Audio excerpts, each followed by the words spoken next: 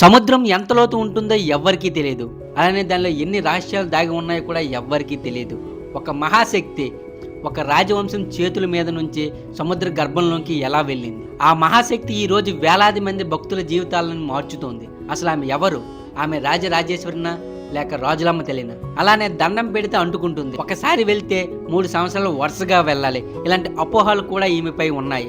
ఇవన్నీ ఎంతవరకు నిజం? వీడియోలో మనం వీటన్నిటి గురించి ఆన్సర్ తెలుసుకుందాం.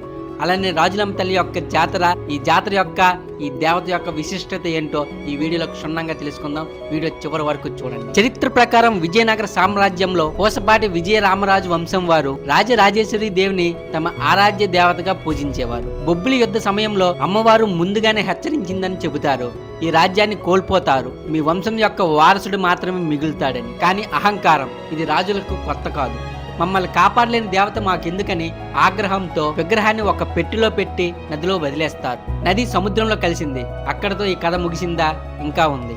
శ్రీకాకుళం జిల్లా తీర ప్రాంతంలో చిన్న వత్సల వలస గ్రామం సమీపంలో మైలుపల్లికి చెందిన వంశస్థులు వల వేస్తుండగా ఒక భారీ పెట్టె వారి వలలో చిక్కుకుంది. అందరూ దానిలో ధనం ఉంటుందని అనుకున్నారు. తెరవబోతే లోపల నుంచి ఒక స్వరం, నన్ను తెరవాలంటే నన్ను కొలవాలి, నన్ను కొలవలేకపోతే ఈ పెట్టుని తెరవకండి. తీరా చూస్తే వాళ్ళు పేదవాళ్ళు. రోజు చేపలు పట్టుకుంటేనే వారికి భోజనం ఉంటుంది. స్తోమత ఏంటమ్మా అని అడిగితే, నన్ను తీసుకువెళ్ళండి, ఇక్కడ ఒక పుణ్యక్షేత్రం ఏర్పడుతుంది, భక్తులు వస్తారు అని అమ్మవారు ఆశీర్వాదం ఇస్తారు. అలా సముద్ర గర్భం నుంచి ఒక చిన్న మత్స్యకారి కుటుంబంలో ఈ శక్తి పీఠం వెలిసింది. అయితే ఈమె రాజరాజేశ్వరి నుంచి రాజులమ్మ తల్లిగా ఎలా మారారు? ఆమె అసలు పేరు రాజరాజేశ్వరి, కానీ గ్రామంలో వారు ప్రేమతో రాజులమ్మ తల్లి అని పిలుచుకునేవారు. రాజమ్మ, రాజులమ్మ ఇవి భక్తుల యొక్క ముద్దు పేర్లు. కానీ ఇక్కడ రూపం లలిత త్రిపుర సుందరి లాంటి శాంతి స్వరూపం కాదు. ఇది ఒక ఉగ్ర రూపం. ఈ క్షేత్రంలో జరిగే ఆచారాలు వింతగాను భయంగాను కూడా ఉంటాయి. ఇతర దేవాలయాల కంటే ఇది భిన్నంగా ఉంటుంది. కోళ్ల బలి, గొర్రెల బలి, రక్తాన్ని ఒక మట్టి ప్రమిదలో పెట్టి దేవతకు నైవేద్యంగా పెడతారు. వేటల మాంసం అక్కడే వండుకుని తినడం, ఒక్క కాగితం ముక్క కూడా బయటకు తీసుకెళ్లకూడదనే నమ్మకం. ఇవి చూసి చాలా మంది భయపడతారు. కానీ భక్తులు చెబుతారు, అమ్మవారు ఉగ్రరూపమైన మనస్ఫూర్తిగా కొలిస్తే కొంగు బంగారం చేస్తుంది అని. అమ్మవారి జాతర ప్రతి సంవత్సరం ఫాల్గుణ మాసంలో జాతర ప్రారంభమవుతుంది. ఈ జాతర పూర్వం 3 వారాలు మాత్రమే జరిగేది. కానీ ఇప్పుడు భక్తుల రద్దీ ఎక్కువ అవడంతో దీన్ని 10 నుంచి 15 వారాలు కూడా జరుపుతున్నారు.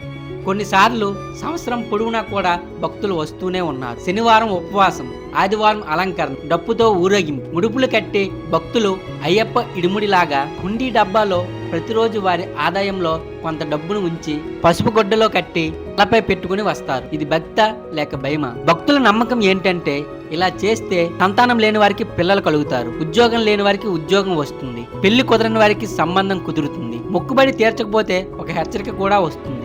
అక్కడికి వెళ్ళిన వారు కొంతమంది చెబుతారు, అక్కడ దొంగతనం చేస్తే చాలా వేగంగా సమాధానం వస్తుందని. ఇది భక్తుల యొక్క విశ్వాసం. క్షేత్రం గురించి ఎన్నో అపోహలు కూడా ఉన్నాయి. దండం పెడితే అంటుకుంటుంది, కొలిస్తే విడిచిపెట్టలేరు, 3 సంవత్సరాలు వరుసగా రావాలి. కానీ స్థానికుల ప్రకారం అవకాశం ఉన్నప్పుడే రండి, మనస్ఫూర్తిగా రండి, భయంతో కాదు భక్తితో రండి. ఇప్పుడు ఈ చిన్న గ్రామంకు శ్రీకాకుళం, విజయనగరం, విశాఖపట్నం, హైదరాబాద్, ముంబై నుంచి కూడా ఇక్కడికి భక్తులు వస్తున్నారు. గ్రామం యొక్క ఆర్థిక పరిస్థితి మెరుగైంది. జాతర సమయంలో వేలాది మంది భక్తులు ఇక్కడ ఉంటారు. ఒకప్పుడు భయపడ్డవారు సెలబ్రేషన్స్ కోసం ఇక్కడికి వస్తున్నారు. ఆధ్యాత్మిక విశ్లేషణ ప్రకారం రాజరాజేశ్వరి దేవి ఒక శక్తి స్వరూపిణి. దుర్గాదేవి మహత్యం ప్రకారం దుర్గాదేవికి 9 అవతారాలు ఉన్నాయి. స్థానిక భక్తుల విశ్వాసం ప్రకారం ఈ రాజులమ్మ తల్లి అవతారం 9వ అవతారం. ఇది శాస్త్రీయంగా నిరూపించబడిందా? కాదు. కానీ భక్తుల విశ్వాసం మాత్రం ఇదే. అది శాస్త్రానికి లోబడదు. అయితే చూడండి, సముద్ర గర్భంలో పడేసిన ఒక విగ్రహం ఒక చిన్న మత్స్యకారుల ఇంట్లో వెలిసి ఈ రోజు లక్షలాది మంది భక్తుల విశ్వాసానికి కేంద్ర బిందువైంది. రాజులమ్మ తల్లి భయమా లేదా భక్త? ఉగ్ర రూపమా లేదా మత్స్య స్వరూపమా? నమ్మకం ఉన్నవారికి కొంగు బంగారం, సందేహం ఉన్నవారికి ఒక రహస్యం. ఈ సంవత్సరం కూడా రాజులమ్మ తల్లి ఉత్సవాలు ఘనంగా జరగబోతున్నాయి. మీలో ఎంతమంది ఇక్కడికి వెళ్తారు కామెంట్ చేయండి. అలానే ఇంతకు ముందు వెళ్ళిన వాళ్ళు కూడా ఎలా ఎక్స్పీరియన్స్ చేశారో కామెంట్ చేయండి. జై రాజులమ్మ తల్లి, జై శ్రీరామ్, జై హింద్.